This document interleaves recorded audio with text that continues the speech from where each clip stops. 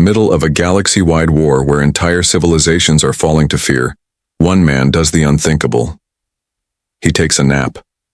Not behind reinforced walls, not in a bunker, but out in the open, surrounded by chaos. While others break, under pressure he dreams of beach days and barbecue. And what happens next? His calm doesn't just protect him, it spreads, across enemies, across worlds. One peaceful human sleep becomes the galaxy's most unexpected weapon. If you are new here, then please subscribe this channel and show thumbs up by liking the video. Now let's move to this wonderful story. A storm raged over Ecliptar Red 9, the distant outpost hanging on the edge of the known galaxy. Winds carrying fine metallic dust howled through the broken domes. Energy blasts echoed like thunder, shaking the steel bones of the base. Alien soldiers moved frantically in and out of bunkers, their skin glowing, twitching, or vibrating depending on the species. Fear was in the air, thick, sour, and pressing. The invaders, known only as Shadewalkers, had returned. This time, stronger, smarter. Inside the base's central tower, Captain Varel Sohan stood rigid before a cracked observation panel. His segmented limbs trembled slightly, but not from the cold. His people were built for survival, for war. But this was something else. The enemy came not just with weapons, but with waves of mind-breaking pressure, hallucinations, and strange sound pulses that left even the bravest reduced to muttering shadows of themselves. Entire squadrons had collapsed in silence, eyes wide, minds blank. "Report," Varel snapped. Lieutenant Naira Shellen slithered to his side, her soft blue scales dulled with stress. Shield output at 31%. Communications disrupted again. "We lost the north vent corridor an hour ago. The technician crew, they never returned." Varel nodded grimly. Every plan they made was undone in minutes. They needed someone who could fix what their own hands couldn't. They had requested a specialist from Earth, one of the humans.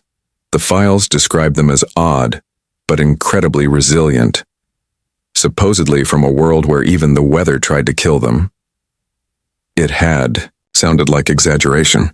Now it felt like a desperate prayer. A signal blinked on the landing pad sensors. A lone shuttle arrived. Varel's eye clusters narrowed. Was it a mistake? Reinforcements weren't scheduled until next cycle. Naira checked the pad camera. Her frills fluttered in confusion. "It's the human," she said slowly. "The mechanic, name's Remy Glade." They hurried to the landing pad as the shuttle's hatch hissed open. The wind shrieked around them. And there he stood. Remy Glade stepped onto the platform like someone walking into a grocery store. He wore a thick, worn coat, the kind used in rainstorms, and carried an old metal toolbox in one hand and a steaming drink in the other. His hair was messy, his expression relaxed. He looked up, gave a short wave. "Hey," he said. "This the place with the busted reactors?" Varel blinked. "You received our distress call?" "Sure did." Remy sipped his drink. "Took the long route. Had to stop and fix my shuttle's coolant line twice." He glanced at the base behind them, still trembling from distant blasts. "So, who do I talk to about overtime pay?" They led him inside. He strolled calmly through the chaos, nodding at terrified engineers and ducking under collapsed ceiling beams, as if it were all just mildly inconvenient. When shown to the central power core, where plasma vents had been leaking since sunrise, he raised one brow and muttered, "I've seen worse on a Texas oil rig." As the sun vanished behind storm clouds, the base's power flickered. The crew worked into the night, or tried to.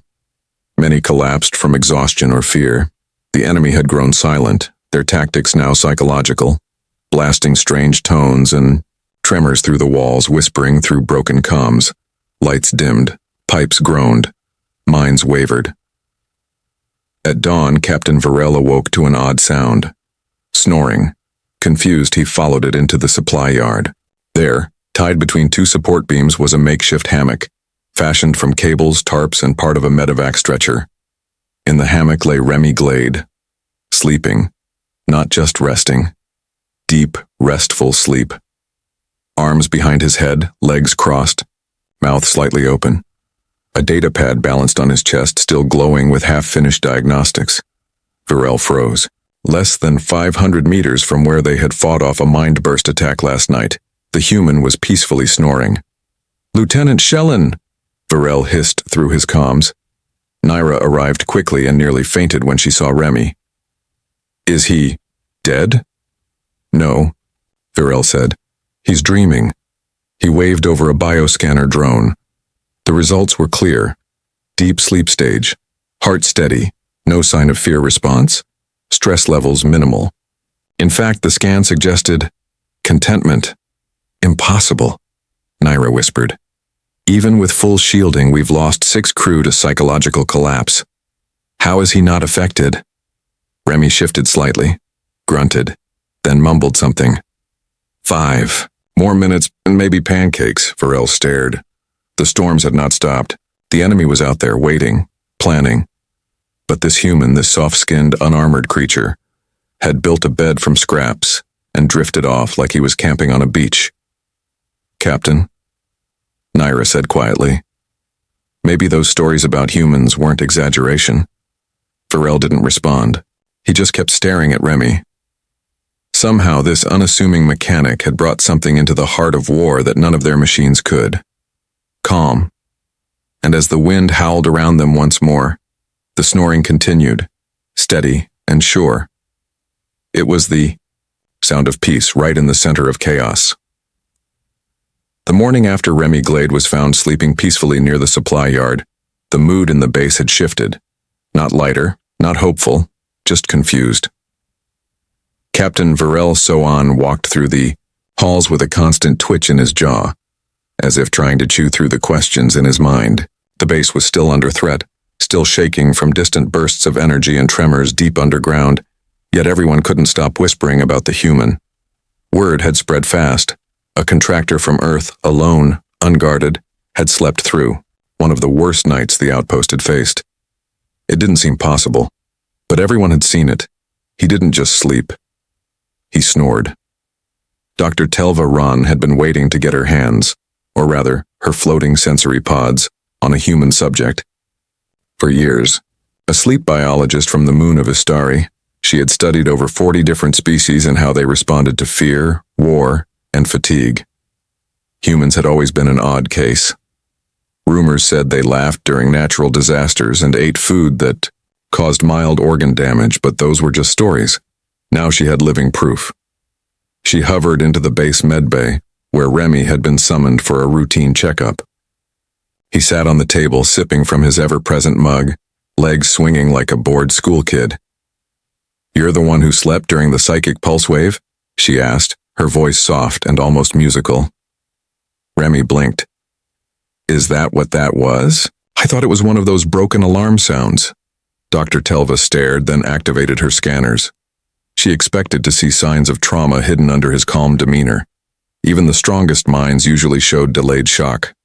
Tiny trembles in heart, rate stress indicators in the blood, but not Remy. His heartbeat was slow, steady. His neural activity was balanced. In fact, he showed signs of a rare sleep cycle most species only entered in perfect peace. Stage 4 delta waves, followed by REM with emotional memory reinforcement. "You dreamed," she said quietly, looking over the data. "In a war zone." Remy smiled and leaned back. "Yeah, beach trip, waves, sunshine, barbecue smell. I was just about to put hot dogs on the grill when I woke up. Thanks for ruining that. By the way," before Telva could reply, an alarm shrieked through the walls. The lights flickered and the floor trembled as if something massive had moved below the surface. A second psychic burst washed through the base. Crew members dropped their tools and clutched their heads. One of the guards started shouting nonsense. Another wept silently, her hands pressed to her temples. But Remy just looked up.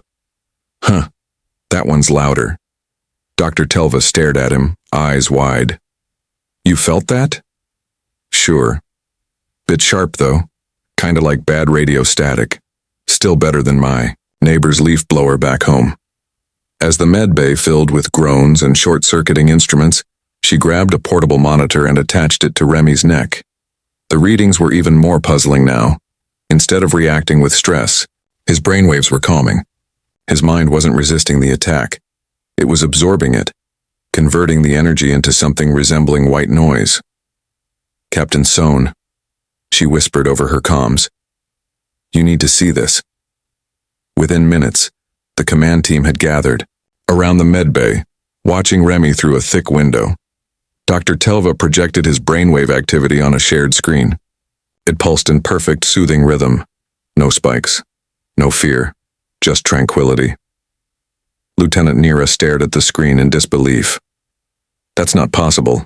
That attack crushed half the crew. Even our shielded drones failed diagnostics." "It's more than possible," Telva replied.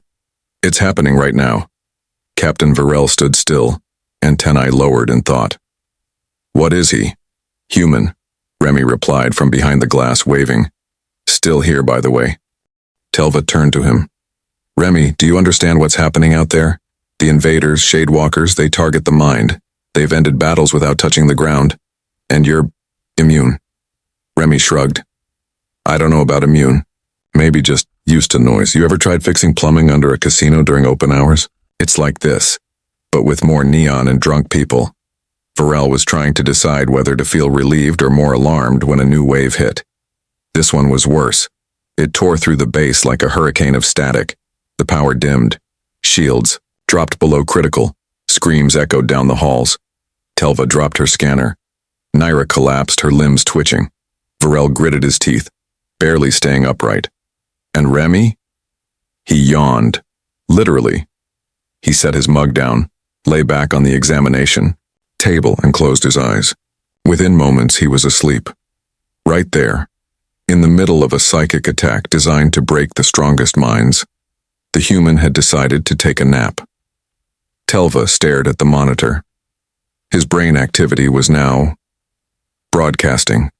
The wave pattern had changed. Somehow his sleep rhythms were pushing outward, syncing with the base's internal signal frequencies. It wasn't just peace. It was contagious. "Captain," she whispered, "I think his sleep is affecting the enemy." Varel could barely speak. "Then what happens if he keeps sleeping?" Telva's voice was steady now. "Then maybe, just maybe, they fall asleep too." The base was silent in a way that didn't feel right. Not peaceful, just heavy. The kind of silence that meant everyone was holding their breath. After the last wave hit, most of the crew had either collapsed or retreated into isolated bunkers. Their minds couldn't take the pressure. The Shadewalkers had learned quickly. Their new attacks weren't loud or violent. They were quiet and deep, slipping into thoughts like smoke, turning confidence into doubt and fear into panic. Only one person hadn't flinched. Remy Glade lay asleep on a metal table in the med bay, his hands tucked behind his head, mouth slightly open. A small smile played on his lips, like someone listening to a pleasant song in their dreams. The machines around him hummed gently, still monitoring his brain patterns. Dr. Telva Ron hovered nearby, her eyes fixed on the latest readings. Her floating sensory pods trembled, not from fear this time, but from something close to wonder. "He's stabilized," she whispered, recording the data. "Not just stabilized, he's improving. His dream cycle is entering another phase." Across the room, High Technician Sorrel Vaughn stood hunched over the communication console. His fingers trembled as he typed. "I still can't raise Central. Command, the Shadewalker's field is jamming everything." "It doesn't matter," Telva said. "We've got something they don't." Sorrel glanced through the glass window to where Remy lay. "A sleeping mechanic?" "No," Telva replied, her voice firm. "A dreamwave." The term had come to her an hour earlier, when she noticed that the rhythm of Remy's brainwaves was no longer isolated. The base sensors, normally used to detect sound and movement, had started picking up subtle pulses that matched his neural patterns. Those pulses were leaking into the air like radio signals. Somehow, Remy's brain wasn't just resting, it was broadcasting. Yilno, the base's communication assistant and a sentient gas lifeform, floated nervously near the ceiling. His outer particles flickered in pale yellow, the color of deep confusion. You're saying he's sending his dreams out into the open? Telva nodded. And the Shadewalkers are picking them up. The logic made a strange kind of sense. The invaders operated on shared thought. They didn't talk. They didn't need to. They felt what each other felt. That's what made them so effective in war. Instant coordination, total unity. But now, that same network was being used against them. Something in Remy's peaceful sleep was rippling outward, touching that network and feeding it something it had never felt before. Calm. Outside the base, the battlefield had changed. Surveillance drones sent back images that confused everyone. The Shadewalkers weren't attacking. They weren't moving. Many had dropped their weapons. Some had simply collapsed in place. Their long, insect-like limbs curled inward. Their heads dipped. A few even lay flat against the ground, unmoving. "They're resting?" Sorel asked, staring at the footage. "No," Telva said, breathless. "They're falling asleep." Captain Varel arrived moments later, his shell dulled from stress but his posture straight. He watched the same footage in silence. What he saw didn't fit any known tactics or patterns. The enemy was stopping mid-assault, not from injury or damage, but from something else entirely. "Is it spreading?" he asked. "It's moving through their hive," Telva explained. "The closer they are to us, the faster they go down. It's like dropping a stone in still water. The waves just keep going." They watched as a second wave of Shadewalkers slowed, then fell. Others stumbled, eyes dimming, limbs twitching with confusion before giving in. A few even curled around, themselves protectively, like children drifting into a nap. "Remy's delta waves are being picked up as if they're internal commands," Telva said. "Their network doesn't know how to block it because it doesn't see it as a threat. It sees it as peace." Varel turned to the sleeping human.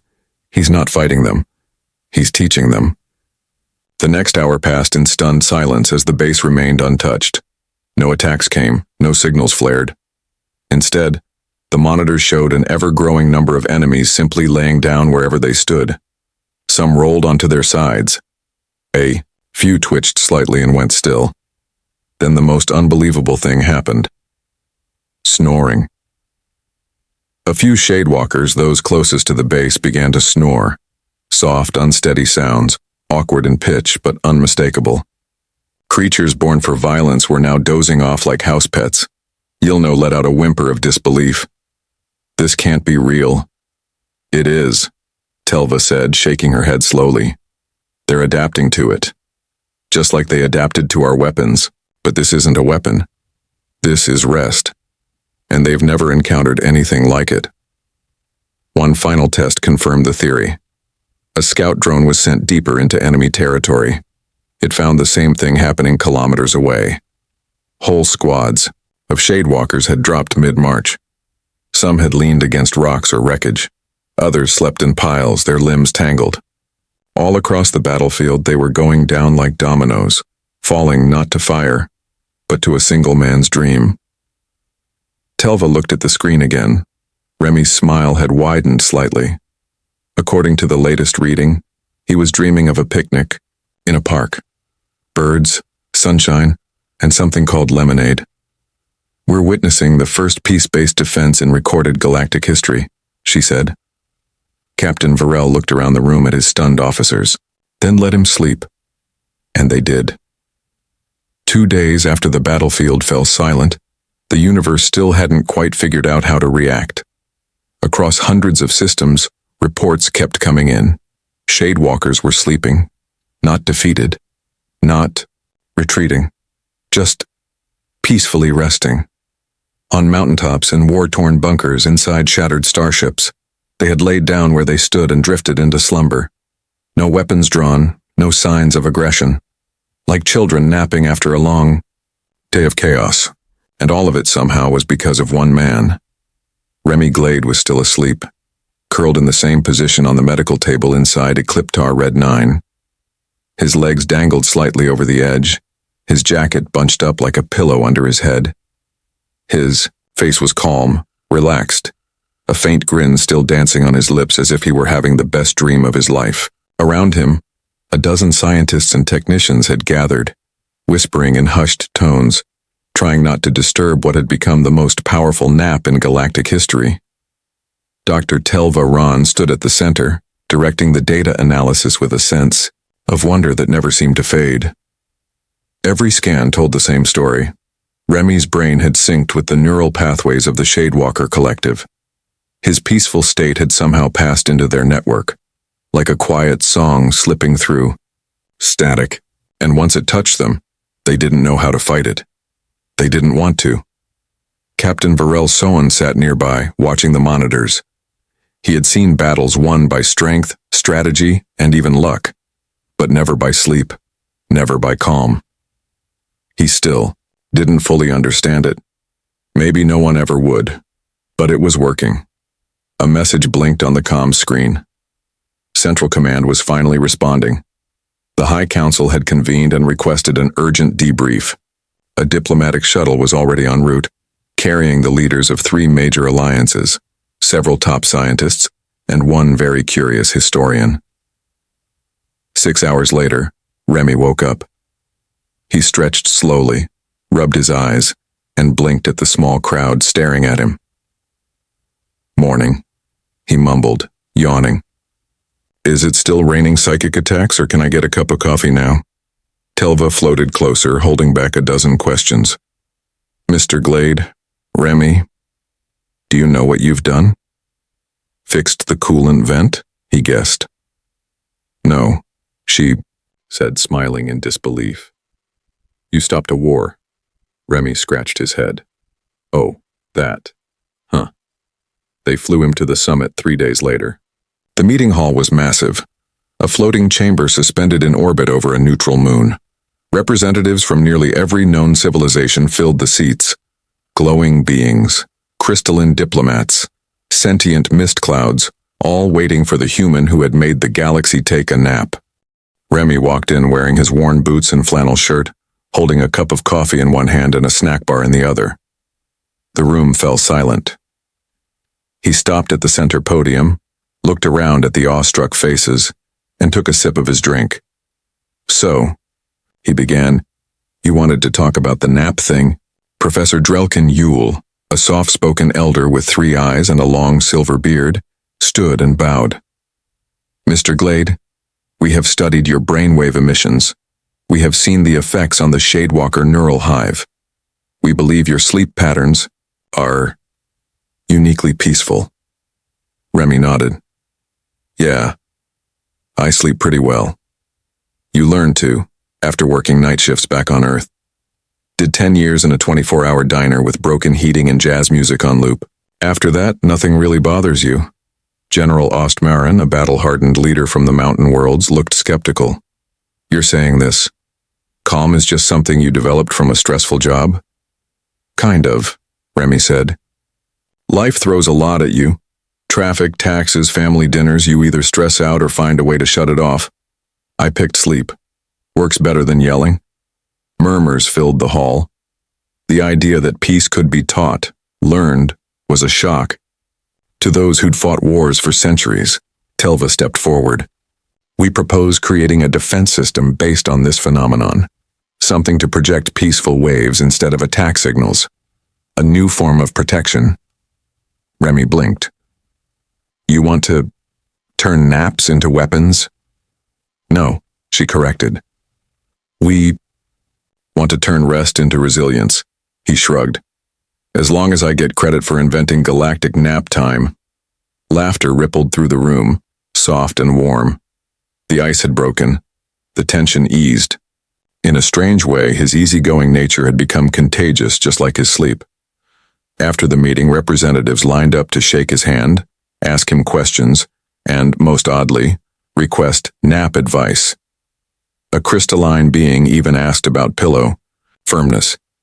Later that night, back on the shuttle, Remy lay back in a reclined seat, already drifting off again. Telva watched from across the room, recording new data. "He's dreaming of something called Sunday afternoon football," she whispered. "Is that dangerous?" asked Varel, seated beside her. Telva smiled. "Only if your team loses. These you were Camera feed from the summit's observation deck showed the stars twinkling gently. Somewhere far below, an army of shadewalkers still slept under open skies. Their weapons rusted, their minds calm. And in their dreams, thanks to one ordinary human who just knew how to rest, they saw a different kind of world, quiet, strange, and filled with peace. The universe, for once, was silent. And maybe, just maybe, it was finally learning how to rest.